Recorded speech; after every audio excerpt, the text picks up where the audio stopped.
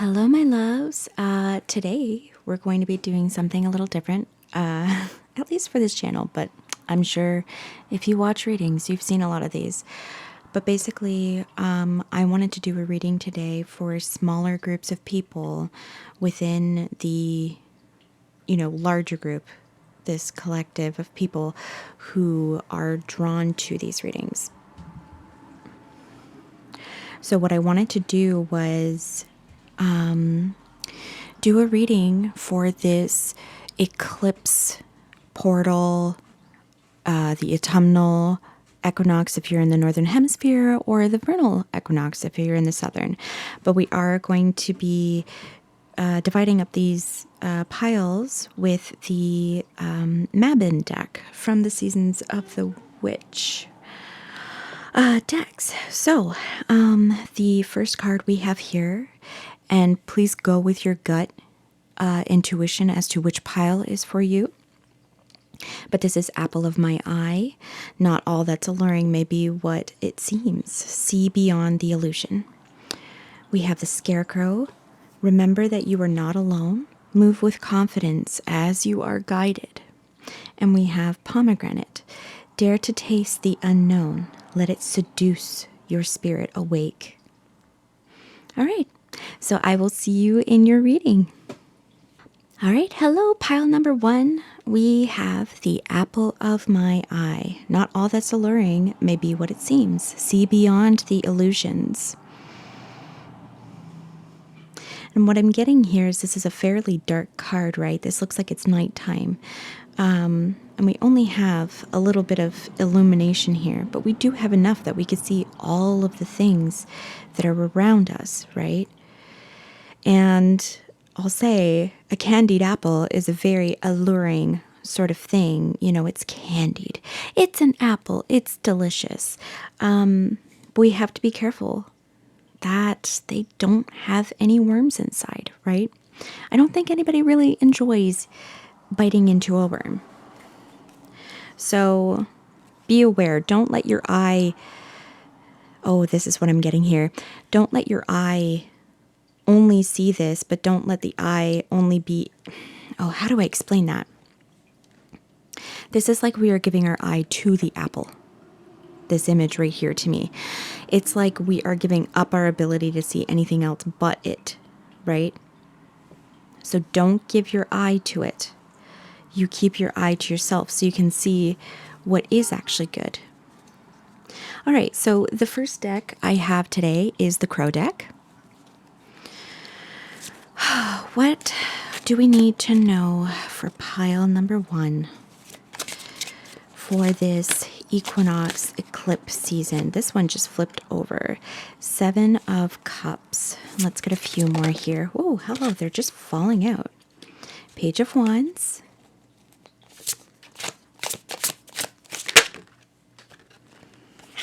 And the 7 of Pentacles. So we have this reflection of the 7 of Cups here with the 7 of Pentacles, and I'm very much getting this kind of imagery with the 2 of these. See what is physical in front of you, what you actually have with you. See the things that you already actually have. Because these are an illusion. These cups are hanging out in the clouds, and as soon as we go for them, they vanish. They're not real yet, right? Now, the thing about this is that you can make the things, you have to be selective, but you can make some things real, right?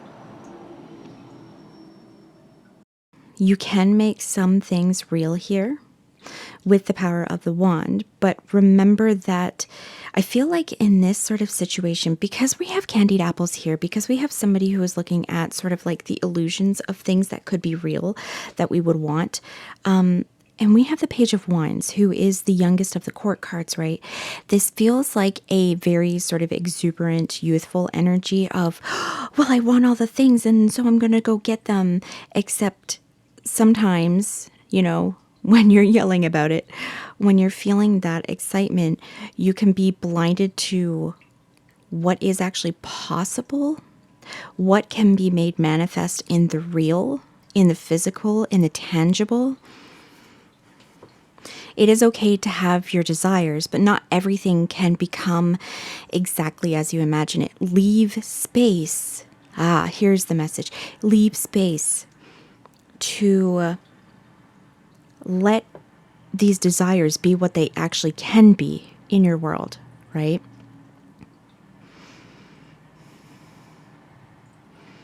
Yeah, very much sort of like this is just you on your beginning your journey into making the things that you desire in your life manifest, right?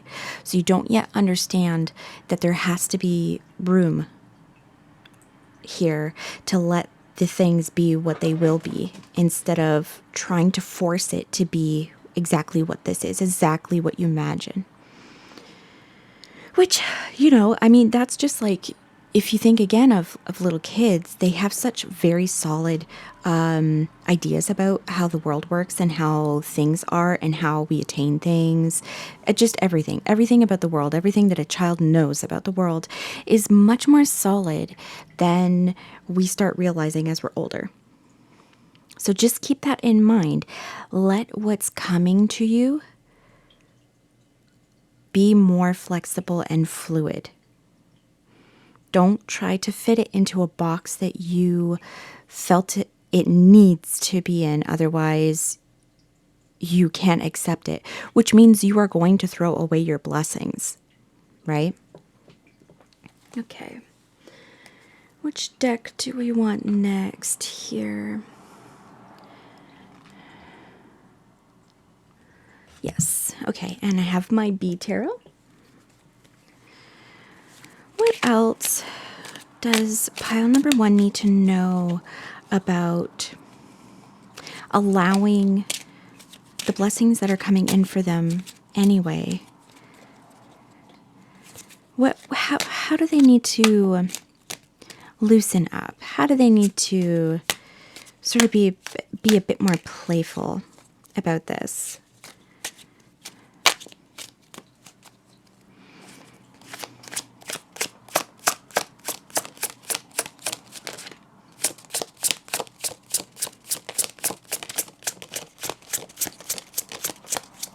I think we just want this one for now.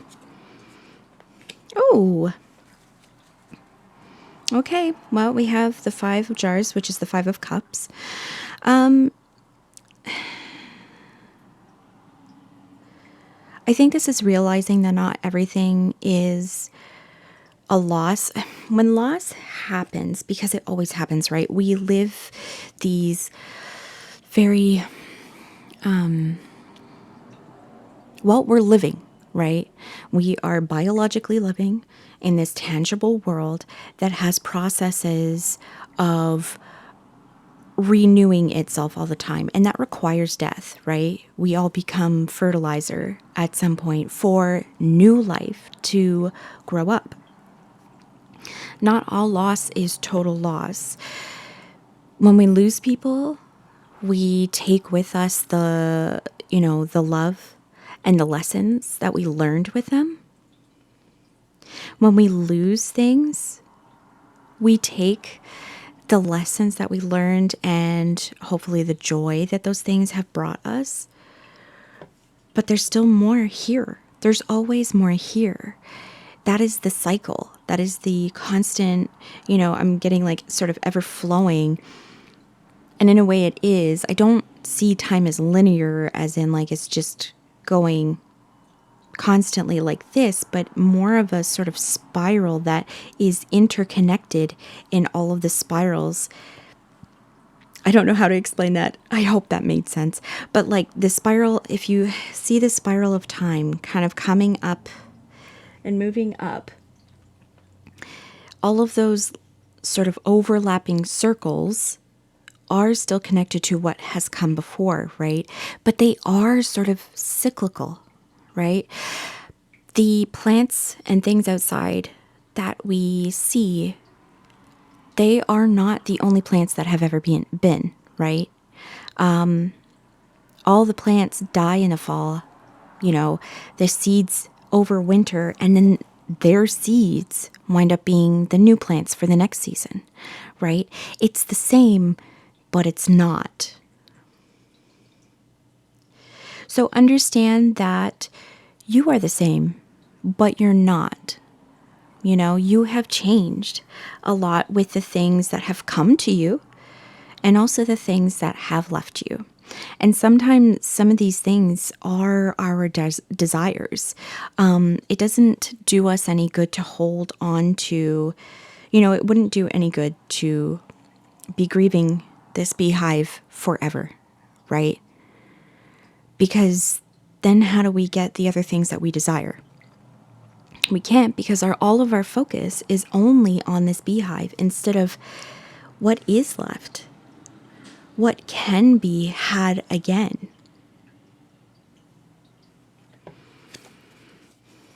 What else would you like them? Oh, hello, hello. Ace of Swords. So we have like the Sword of Truth here. This is cutting to the chase. This is understanding our mind.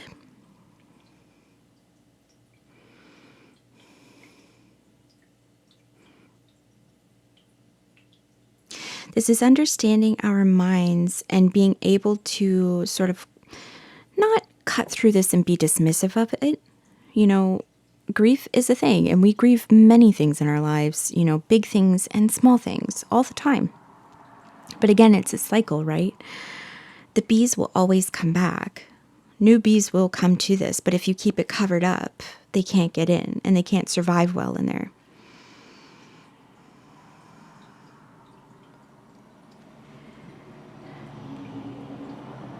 I think this is a sort of, we do have a page here, and I am seeing these sort of connected in a way, just because of the way that, you know, the sword is something that we take action with, right? But so is the wand. And we have this action here that is needed to be taken. This message coming in, sort of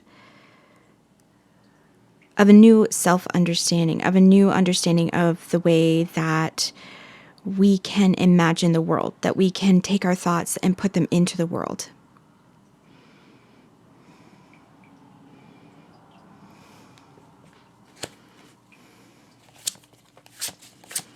What else should pile number 1 know?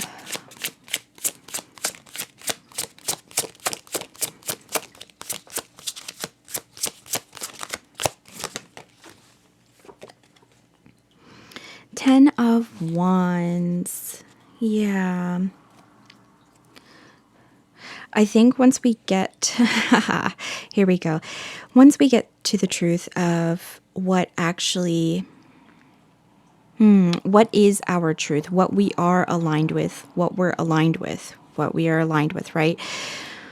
We can set down the burden of all the things that, you know, they seem very shiny. They seem like they're things that we should 100% want, and we do desire them deeply.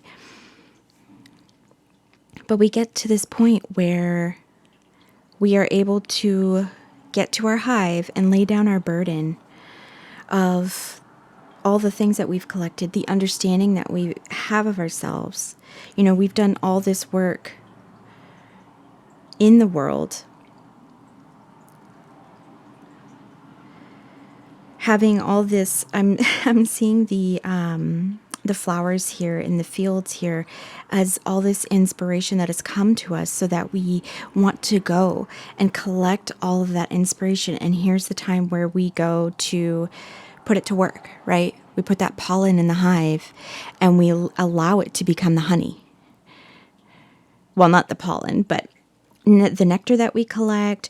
The pollen has also inspired all of the other, like added inspiration to all of the other flowers here. All of the flowers here waiting. And we get to that sort of truth again, you know, where we understand what it is that we want. And when we do that, we can be more free, right? When we understand better what it is that is within our hearts that we desire, that is actually going to be something that truly nourishes us, that truly grants us fulfillment. We can get back here and we can lay down the burdens and allow that to turn into what we want it to turn into. All right. One last card for this reading. What do we want here? I am using my Woodland Wardens deck. So what's the final message that we have here for pile number 1, Spirit? Nope.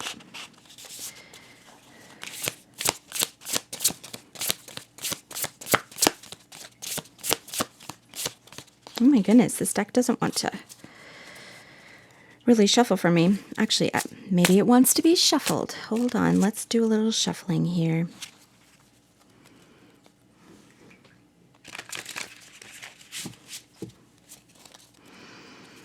Actually, at the beginning of this reading, when I was getting these initial cards, the deck absolutely wanted to be shuffled, a whole bunch. So it makes sense. All right, what's the final message here for pile number 1, please, Spirit?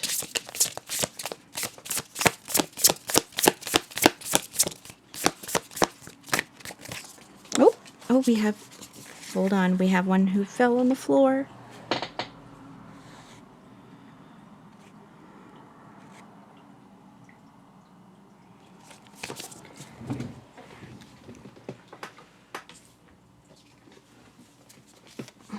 Okay, we have the duck and the chrysanthemum.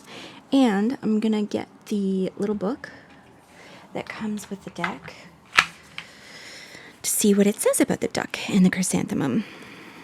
What are you, 10?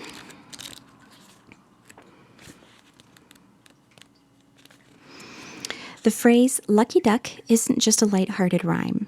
Ducks can be symbols of good fortune. In ancient Egypt, ducks were associated with riches, especially gold, and frequently given as offerings to the gods. Likewise, chrysanthemums bursting forth with long and elegant petals signify abundance. Luck can be a fickle and mysterious force, but it is also, as Roman philosopher Seneca once mused, what happens when preparation meets opportunity. You are on the brink of good fortune. Be open to situations that may bring about positive transformation. Yes, be open. Be open to the things that can bring you more than what you could have imagined. That can bring you the things that are actually aligned with you.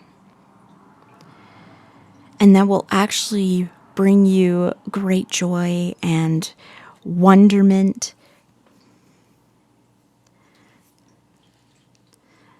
Yeah, very much remain open, my loves. And let go. Let go of the things that you thought had to be a specific way in order for you to get to this place, right? To get to this place. Let go of those ideas.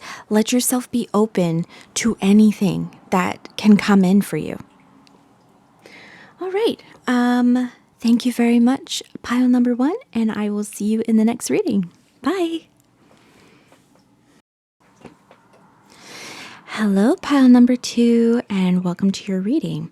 So you got the Scarecrow. Remember that you are not alone. Move with confidence as you are guided. So I'm very much seeing this as a community, but also because we have these, child-sized sort of scarecrows here.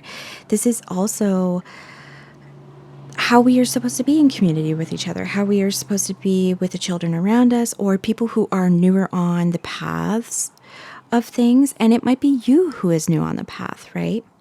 But there is joy in this. There is joy in flying around together, in being in beautiful nature together. These sunflowers being such a happy, joyful flower to be in the presence of. All right, so today we've got the Crow deck to start. How is it that we should be allowing ourselves to be in good community with those that are around us, Spirit, for our pile number 2 here? Ooh! Oh my goodness. I really got to get smaller decks, I tell ya. Oh, beautiful. Do we want this card as well? Yes. Oh, I love this. Okay, let's just get a third one. Oh, okay. Now, the tower doesn't always have to be something catastrophic. I mean, it certainly can be, but it is all a matter of how we choose to react, right? Because we always have the choice to react in any way that we want to. We have control over our own minds, right? What I'm seeing here too is that remember that in community with people where we have balanced relationships with each other, where we have relationships where community comes together and is joyous and happy, and we're always celebrating the things that our community has done and provided for each other collectively. And this can be your community where you are. This can be the community and the relationships that you have online. It just depends for you. And I'm getting the mirroring here of the 4 and the 6 as well. But like when we are supported and when we are able to celebrate the things, because I feel like a lot of times we don't really celebrate wins for people in the way that we should. Everything should be celebrated. We should be celebrating when, somebody gets a promotion, or when somebody makes a really cool thing in whatever sort of art or craft that they make, or celebrating the knowledge that they just gained from just because they like to go research things. You know what I mean? Like, and I don't mean have a party every time, but it's just like be excited for people, because we become so much stronger when we have many different pillars of different interests and things that we do, abilities and skills and that sort of thing. Then we alchemically come together and are stronger for it, right? And when we have that strength facing the tower, when we are not alone, is much easier because we can all support each other. But dang, does this tower ever need to come down, right? It wasn't built right or well in the first place. It was never going to house all of these crows here. So let that tower come down. But you're going to be fine. We're going to be fine here because we have our community. Okay. What else do we need to know specifically about this tower moment in this eclipse and equinox season, Spirit?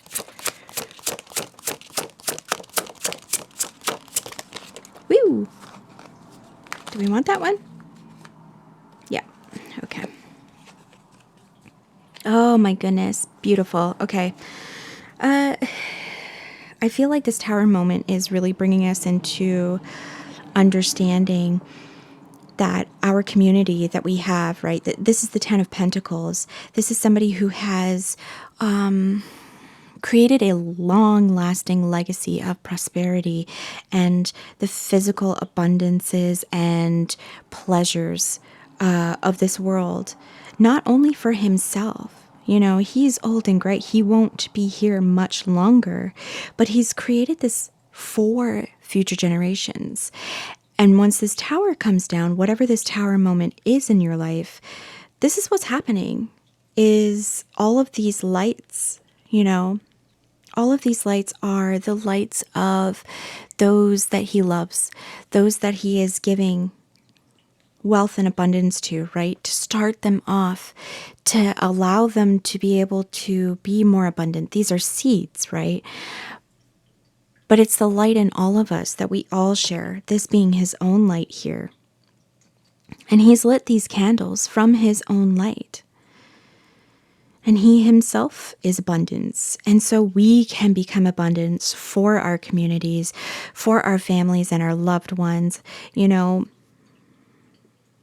just a very long lasting legacy here. This feels so very grounded and rooted. You know, he's sitting at the bottom of a tree and on some stones as well. Very solid, very grounded, and very rooted for the future.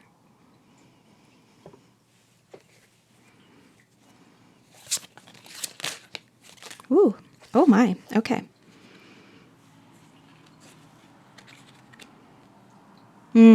Okay, so there's some hesitancy here to move on from this, right? But we are moving on.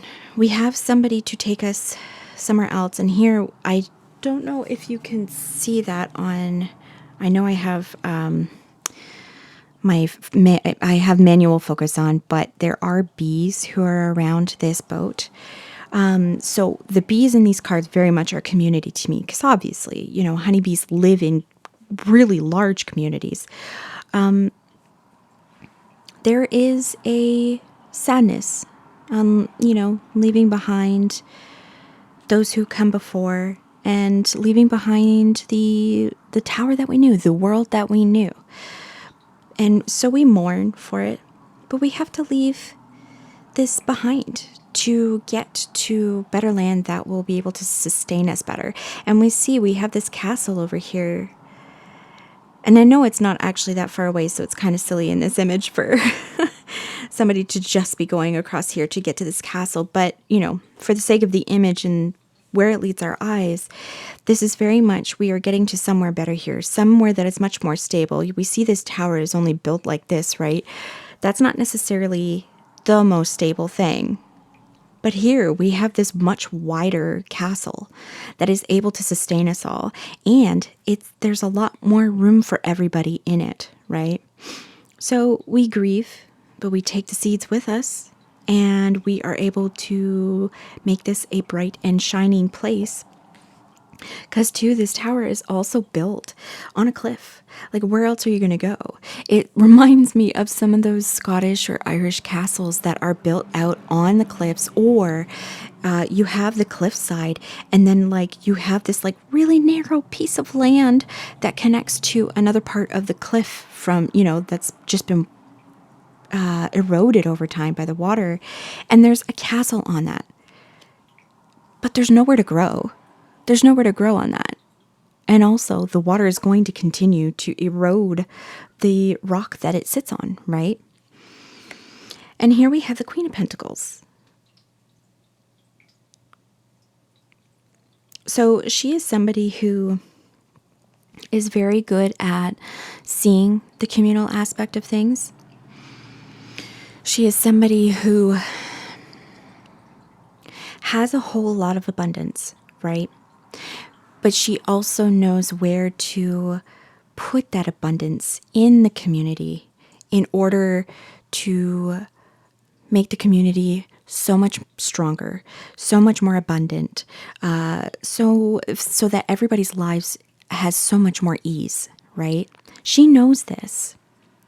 And so she knows that even though we might be a little bit reluctant to get out of this, but she knows that she's got to leave this place behind. This place is no longer serving her, right? And so with the Eight of Jars, it's always sort of a message of us going on. We've had, like, you know, a lot of success previous to this moment here. We've had a lot of success in this tower, essentially, right? But we're at this moment where we understand that we need to grow more. And this house, this place, can no longer contain us anymore. So we need to move on. And that also means, too, understanding how how we need to grow and expand with our spirituality as well. There is a bit of a spiritual component to this card because in the regular Rider-Waite, the imagery is somebody heading off into the mountains. And that generally means going on a spiritual journey, right?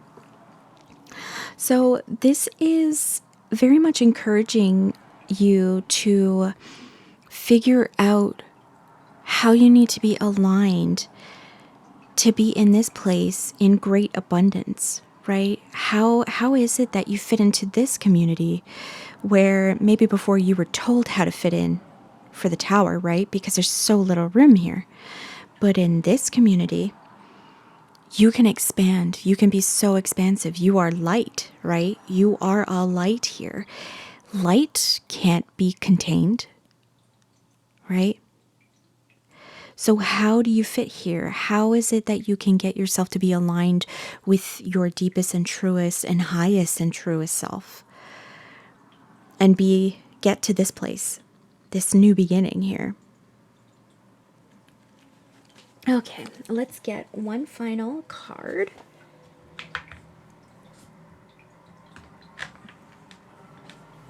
And we're taking it from my Woodland Wardens deck. All right, what's the final message? Oh, hello. Do we want both of these?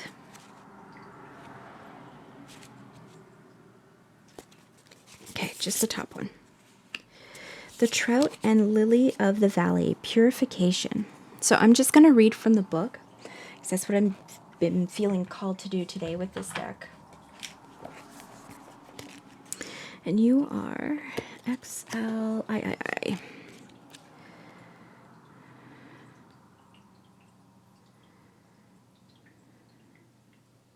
Okay.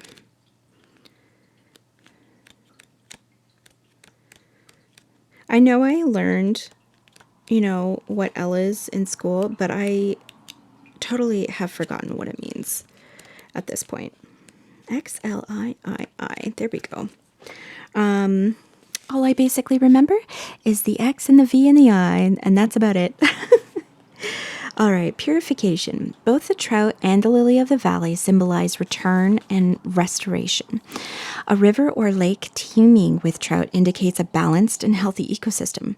Conservation efforts at rewilding streams often focus on reintroducing trout to their native habitats, once rivers have been decontaminated and barriers such as dams removed.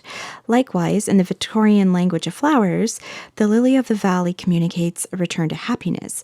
This is perhaps due to the legend of Saint Leonard, a hermit said to have slain the last dragon in England. Wherever the blood of the dragon was spilled, lilies of the valley grew, and once the dragon was killed, Saint Leonard returned to his life of peaceful solitude. So this means that your difficulties are subsiding, and happiness will soon be restored. Now is the perfect time for quiet meditation and deep introspection, which very much goes along with this sort of message here with the Eight of Jars, right? This is a time where, because everything is in good balance with your community, right? Because things are going to return to a new normal, things are rebalanced. They'll be a little bit different now, obviously, because our tower is gone. But it's time to take that rest and know that how you are going to be aligned in this new life here, this new life in here, is much more balanced than it was before.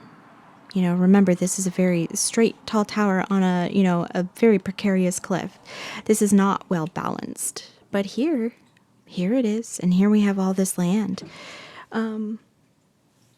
to enjoy and make abundant, right? So that's your reading, pile number 2. Thank you so much for being here, and I will see you in the next one. Bye-bye. All right, hello, pile number 3. If you were called to this card, wow, I can't speak right now. Maybe a sign. If you were called to this card, then this is your reading. So this is the pomegranate. Dare to taste the unknown. Let it seduce your spirit awake. I'm already getting some vibes already from this of having been sort of asleep, having allowed ourselves to just kind of be numb to the world around us, right? The world is still black out here, but hey, this pomegranate has come in, the juice of it in this cup, you know, and the moth has come, probably wanting to take a sip too. Let it awaken you. Let it open your eye, right? So I'm definitely getting the message of sensuality, of enjoying your senses in this world. That is a very good way to sort of wake up the spirit. So enjoy the feeling of your body, just physical touch and things like that, right? Enjoy food that you absolutely love. Get beautifully smelling things, or go outside into nature and smell it. I mean, nature is a wonderful sensory experience and something that we all need because we're very wired for it, right? I know that I've seen that bird song, you know, another sense here. Bird song makes our nervous systems feel calm. And it's because probably way back in the day, and I mean a very, very long time ago when we were still forest dwelling creatures, that sound meant that nothing, no predators were around doing anything, right? But once the birds go silent, so get out in nature, listen to the birds, do all the things that you absolutely love. Try to wake yourself up again, because there's some beautiful things to experience here, right? Okay, let's get into the reading. And I have my crow deck. Oh, hello. Okay, well, we're just going to go with these. Very interesting. Okay.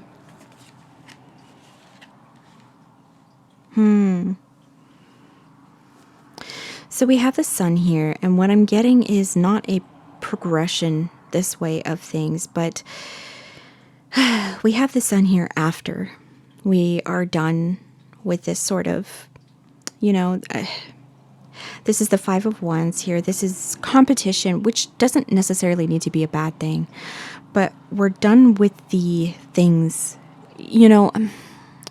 The swords are very much a suit of things that can kind of kill us, but it is all sort of in our heads for the most part, right? But here, the war is done.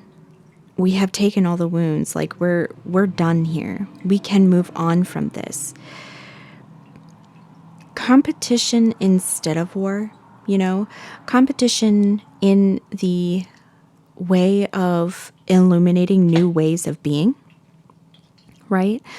We generally do host competitions and things like that to try to encourage people to think outside the boxes, right? And I'm not just talking about sports here, obviously. Sports always, because physical competition is, you know, something that could be a lot of fun, and it is always interesting to see how far we can go, right? So a lot of messages here about letting go of sort of the ways in which we have been at war with ourselves, because this is the illumination that's coming in from being in the space of enjoying ourselves, right? The victory that comes after the war. And yes, we will have scars from this. We always will. We always do. But we can get back into a situation where it is no longer about winning. Well, not necessarily. Competition, I mean, you know, you can win at competition, obviously. But more of a collaborative kind of competition instead of just exterminating everybody else, right? Because this isn't helpful. Whereas good, like friendly competition that allows us to expand ourselves is a good thing. We want expansion here of ourselves. We want to be very in our physical bodies. And we want to let go of this brain space that is keeping us down, right? Because the sun is here for us if we do that. The sun is here for us. Okay. So next I have my B deck, B tarot deck. how do we keep out of our heads, Spirit? How does pile number 3 keep out of their heads and allow the sun to illuminate the things that they are drawn to, that bring vibrancy and life to them? Oh, okay. You know, I'm getting a sense that if you are drawn to this pile, you might also be drawn to pile number 2. There is also a sort of sense of community here. Did we get the sun in that reading? I can't remember. But we did get the Queen of Pentacles. And what I'm seeing here is this is knowing how best to spread resources, right? The Queen of Pentacles is incredibly abundant. She has mastered being prosperous physically in this world, right? She doesn't let any of this bog her down. She only allows the light to make her fields abundant, to make the world around her abundant, so that she can experience so many different wonderful things. So the Queen knows how to spread that abundance to the people who have different talents and skills here, right? See how these are all different colored wands, and wands being a tool of, I mean, it's like similar to a pencil, right? Something that we can write with and think through is by writing, right? And think about all the other tools that are just simply sticks. You know what I mean? And the wand itself as a tool of magic. She knows how to distribute the abundance that is around her, all of the beautiful sensual things, the physical things, in order to fuel these people here. This is very much a message of don't forget to feed your soul. Don't forget to enjoy life, right? Wake yourself up from the numbness that you've had and understand the abundance that you have, especially in your community. You know, this stuff sucks. Yeah, it sure does. And it can bring you down. But this is over. You know, we're getting to this new place. We're waking up in a new world here.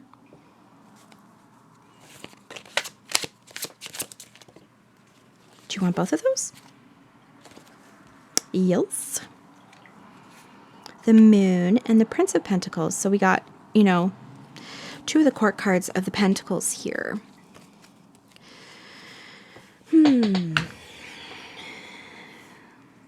So I'm seeing the Moon here being as, you know, like I said in this card here, the pomegranate, where everything is so dark here. We are not woken up quite fully yet to things. So I'm seeing the Moon as a, we need to, this is very much connected to the last message. So please do go read the message for pile number 2. We do need to wake ourselves up here. We need to go on that inner journey into the unknown, right?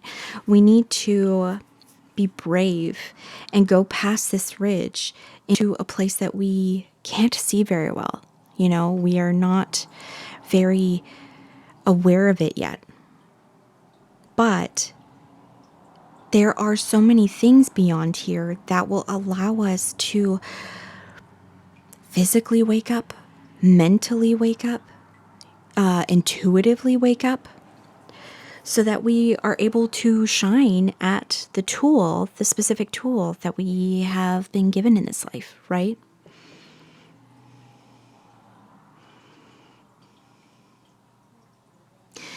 This is also telling me too,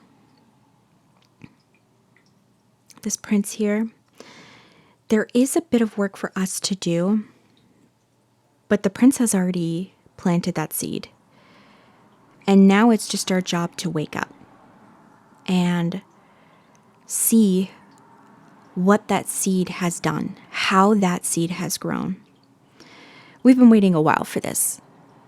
We've been waiting a while for this seed to become what we desired it to become. But now is the time that we get to finally wake up to this. And we wake up and get to this beautiful sunshine, you know, this victory. We wake up by engaging our physical senses. Okay, one last card for pile number 3, and I'm going to be using my Woodland Wardens deck. What's the final message we have here for pile number 3, Spirit?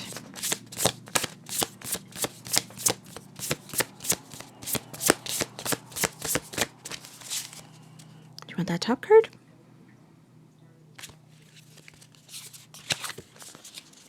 Oh, beautiful. More sunflowers here. The rooster and sunflower. Communication.